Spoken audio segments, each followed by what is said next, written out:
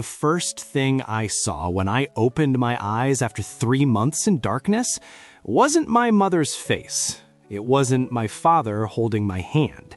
It wasn't flowers or balloons or a single welcome back card. It was a hospital bill, 11 pages long, addressed to me. And when I finally made it home, when I dragged myself up those porch steps I'd climbed 1,000 times as a kid, I found a treadmill where my bed used to be. My mother looked at me like I was a stranger who'd wandered into the wrong house. "What are you doing here?" she asked. Not, "How are you feeling?" Not, "Thank God you're alive." Just, "What are you doing here?" And my father? He didn't even look up from his protein shake. "You don't live here anymore, son. We assumed you weren't coming back." 3 months. That's how long it took for my parents to erase 23 years of my existence. 3 months in a coma, fighting for my life, and they used that time to install a Peloton in my bedroom. But here's the thing they didn't know. Here's the twist they never saw coming. That house, the one they'd lived in for 30 years, the one they just redecorated with my supposed death money, it was mine. Legally, entirely mine. And I was about to sell it right out under them. But I'm getting ahead of myself. Let me take you back to the beginning, to the night everything changed, and to the family secrets that had been rotting beneath the surface long before I ever closed my eyes. Growing up, I always felt like the spare part in my family. You know those families where you can just tell there's a favorite child? Where certain kids get the praise and the attention and others just exist? That was me, the one who just existed. My older brother Derek was the golden child. Star quarterback in high school, business degree from a prestigious university, married his college sweetheart, gave my parents their first grandchild by 28. Derek could do no wrong. Derek was the future. Derek was everything. And then there was me, Nathan, the afterthought. I wasn't a bad kid. I got decent grades, stayed out of trouble, worked part-time jobs since I was 16, but no matter what I did, it was never enough. My accomplishments were met with shrugs. My milestones were barely acknowledged. When Derek graduated college, my parents threw him a party with 200 guests. When I graduated, they forgot to come to the ceremony. Said they had a scheduling conflict. That conflict? Derek's kids' piano recital. The kid was 4. He played Mary Had a Little Lamb. Badly. But I made peace with it. Or at least, I told myself I did. I moved out at 20, got my own apartment, started building my own life. I worked in IT, saved my money, and tried to keep a relationship with my parents even though every interaction felt like pulling teeth. And then there was my grandmother. Grandma Eleanor was the only person in that family who ever made me feel seen. She was my dad's mother, and she was nothing like him. Warm where he was cold, present where he was absent. She remembered my birthday every single year. She came to my graduation when my parents didn't. She told me over and over that I was special, that I mattered, even when everything else in my life suggested otherwise. When she got sick, I was the one who visited her every day. Not Derek, not my parents, me. I held her hand in that hospice room. I read her favorite books out loud when she was too weak to hold them herself. I was there when she took her last breath. And apparently, she never forgot that. But I didn't know that yet. Not until everything fell apart. It happened on a Tuesday, February 14th. Valentine's Day, if you can believe the irony. I was driving home from work. It had snowed all day and the roads were slick, but I'd driven in worse. I was careful. I was always careful. The other driver wasn't. He was a 19-year-old kid who'd had 3 beers at a party and thought he was fine to drive. He ran a red light doing 60 in a 45 zone. I didn't even see him coming.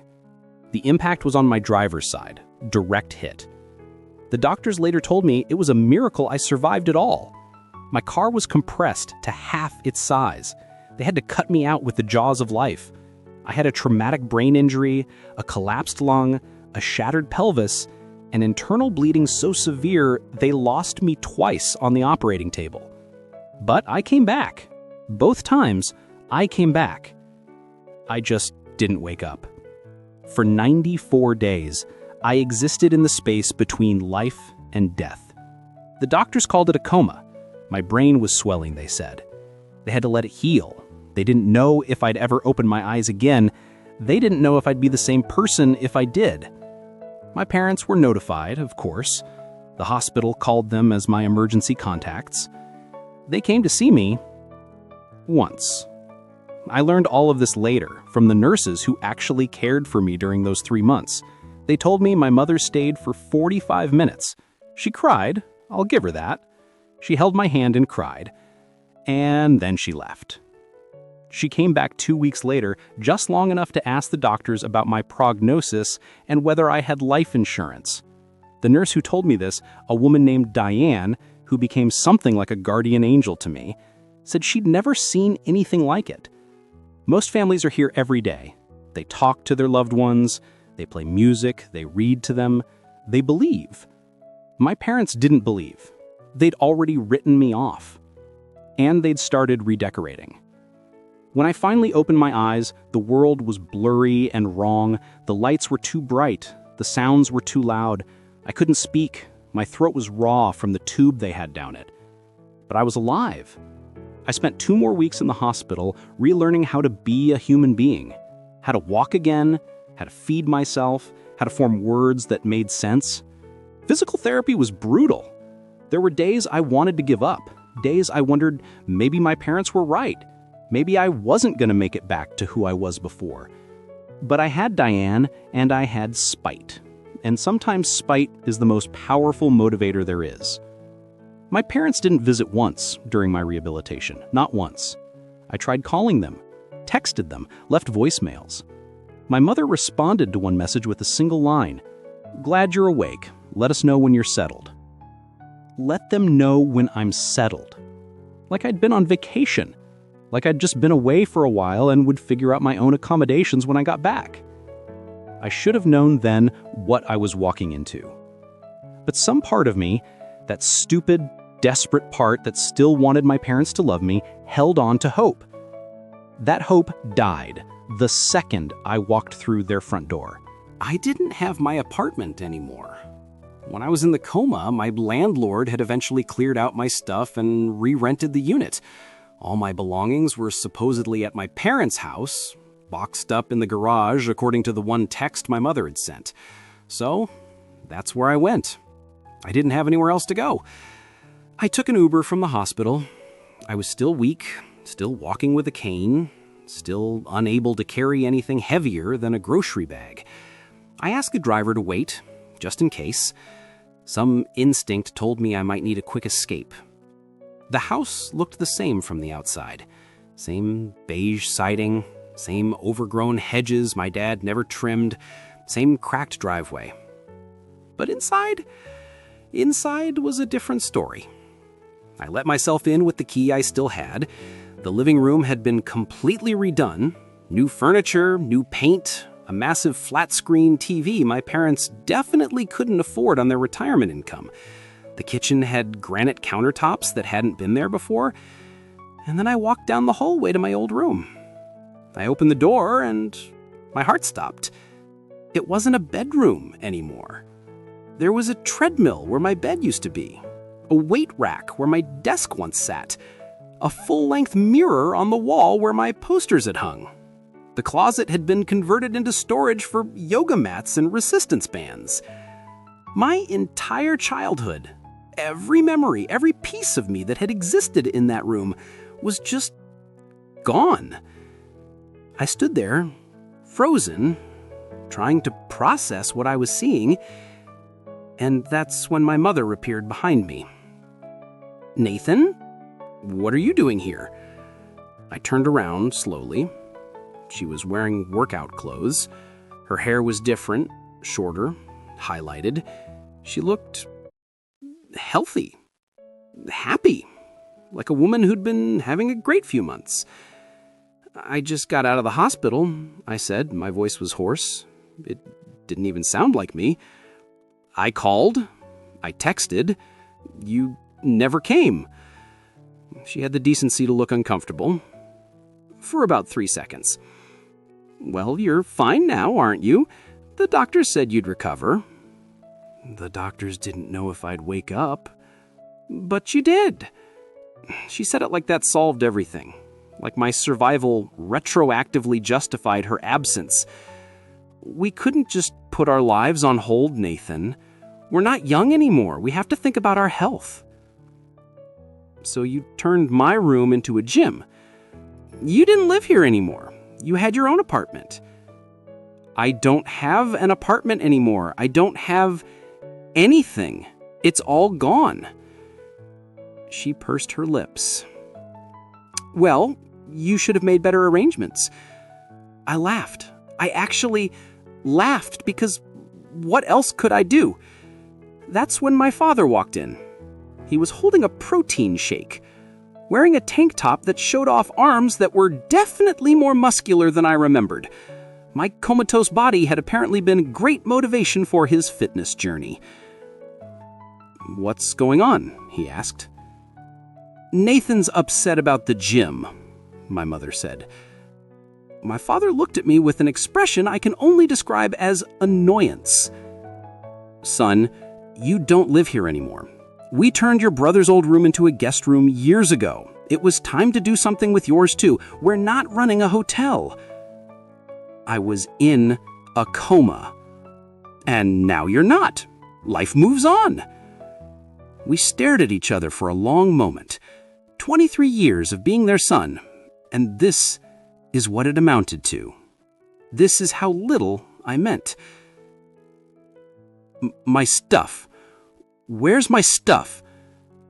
"In the garage, some of it. We donated the rest." "You donated my belongings?" My mother jumped in. "We didn't think you'd need most of it. And honestly, Nathan, we couldn't keep everything forever. We had to make room."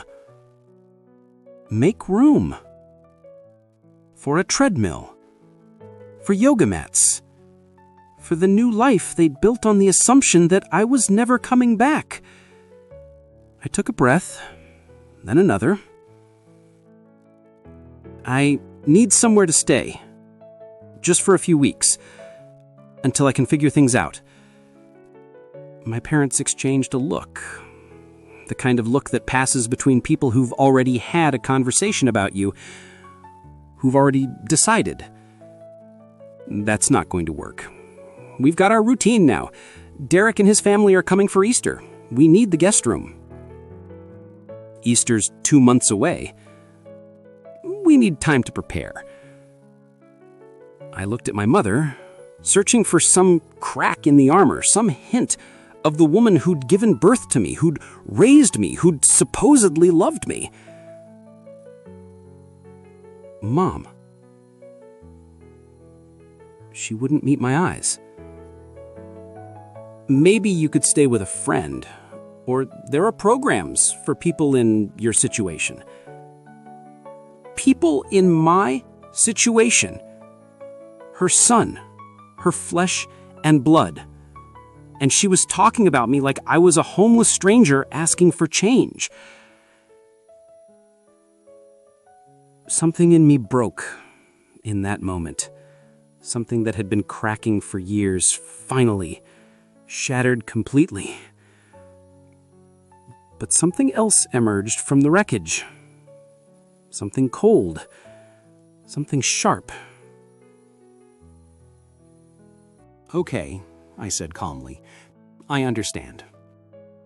I turned and walked toward the front door. "Nathan," my mother started.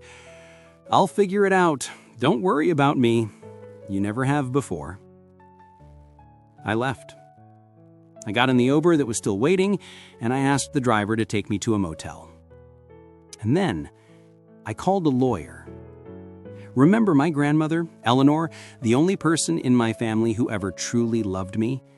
She'd left a will, a very specific, very detailed will that my parents apparently hadn't bothered to read carefully. See, my grandparents had bought that house back in 1965, paid cash for it. And when my grandfather died in the 90s, he left it to my grandmother. When she remarried, she kept the house in her name. Smart woman. And when she died, while I was holding her hand, she left it to me. Not to my parents, not to Derek, to me. The grandson who visited her, the grandson who cared, the grandson she somehow knew would need it someday. My parents had been living in that house for 30 years, but they didn't own it. They'd never owned it. They paid my grandmother a token rent of $200 a month, and apparently they'd just continued living there after she died, assuming the house would eventually be theirs. They assumed wrong. The will had been very clear. The house belonged to me, effective immediately upon her death. That was almost 2 years ago now. My parents had been living in my house rent-free this entire time, and they had no idea. The lawyer I called, a woman named Patricia Chen, who specialized in estate law, confirmed everything within 48 hours. The deed was in my name, had been for nearly 2 years. My parents weren't tenants, they weren't owners, they were squatters. Very comfortable gym-building squatters. Patricia asked me what I wanted to do. I thought about my mother's face when she asked why I was there. I thought about my father's protein shake, his tank top, his annoyed voice telling me I didn't live there anymore. I thought about 94 days of darkness and waking up alone. I want to sell it, I said. Are you sure? You could just evict them, take the house for yourself. I don't want that house. I don't want anything that connects me to them anymore. I just want them to know what they did. I want them to feel it. Patricia smiled. It wasn't a warm smile. It was the smile of someone who had seen a lot of terrible families and had very little sympathy left. Then let's get to work. I didn't warn them. I didn't give them a chance to apologize or explain or beg. They'd had 3 months to show me they cared, and they'd spent that time picking out weight benches. The first sign something was wrong came when the real estate photographer showed up. My mother called me 17 times that day. I didn't answer. The listing went live 3 days later. 4-bedroom, 2-bathroom, classic mid-century home in a desirable neighborhood. Priced to sell. My father left a voicemail that I saved, because I knew I'd want to listen to it again someday. Nathan, I don't know what you think you're doing, but this isn't funny. You need to take this listing down right now. This is our house. We've lived here for 30 years. Your grandmother would be spinning in her grave. No, I thought. She wouldn't, because she knew exactly who you were. The house sold in 2 weeks. Cash offer, significantly over asking price. The buyer wanted a quick close. The eviction notice arrived on Easter Sunday. I didn't have to be there for the eviction. Patricia offered to handle everything, but I wanted to see it. I needed to see it. I pulled up in my rental car, purchased with a small advance from the house sale, just as the sheriff's deputies arrived. My parents were standing on the front lawn, surrounded by boxes. My mother was crying. My father was red-faced, screaming at anyone who would listen. Derek was there too, trying to manage the situation, talking on his phone, probably calling lawyers who would tell him what I already knew. There was nothing they could do. I got out of the car and walked toward them. My mother saw me first. Her face went through about 17 emotions in 3 seconds. Shock, hope, confusion, and finally rage. You, she spat, you did this. Your own family. I told you I wasn't family. You told me I didn't live here anymore. You were right. You don't either. My father stormed toward me. For a second, I thought he might actually hit me. The deputy stepped forward and he stopped.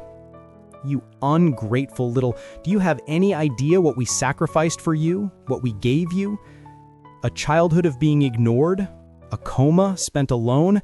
Sure, Dad. Thanks for all that. Derek grabbed my arm. Nathan, think about what you're doing. They're your parents. They're going to be homeless. They can stay with you, in the guest room, unless you need 2 months to prepare for them. He didn't have a response to that. I turned back to my parents. My mother was still crying, but I felt nothing.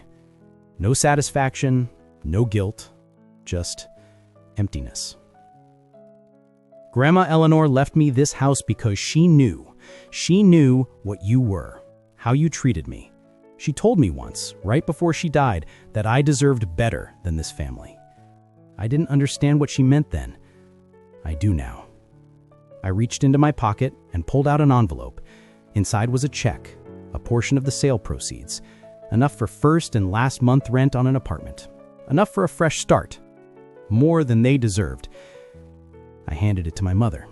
This is more than you gave me when I woke up with nothing. Consider it a goodbye. I turned and walked back to my car. Behind me, I heard my mother screaming my name, my father threatening lawsuits, Derek saying something about family therapy, reconciliation, working things out.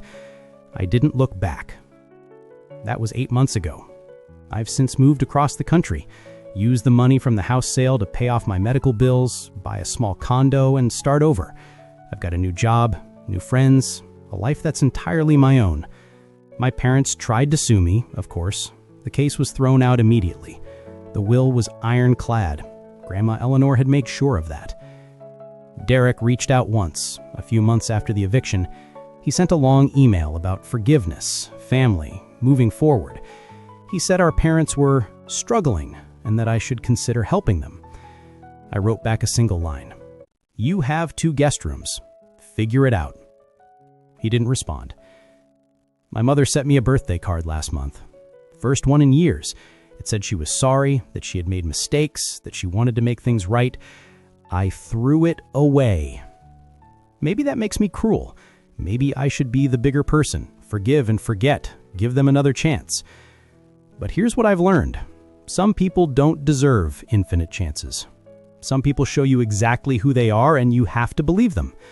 My parents showed me who I was to them, an inconvenience, an afterthought, someone not worth visiting in a hospital, not worth keeping a room for, not worth loving when it required any actual effort. And I showed them who I am, someone who survived, someone who remembers, someone who won't be erased. That house is gone now. The new owners have probably redone the gym, turned it back into a bedroom maybe, or a nursery for a child they'll actually love. I hope so. I hope someone in those walls finally knows what it feels like to belong.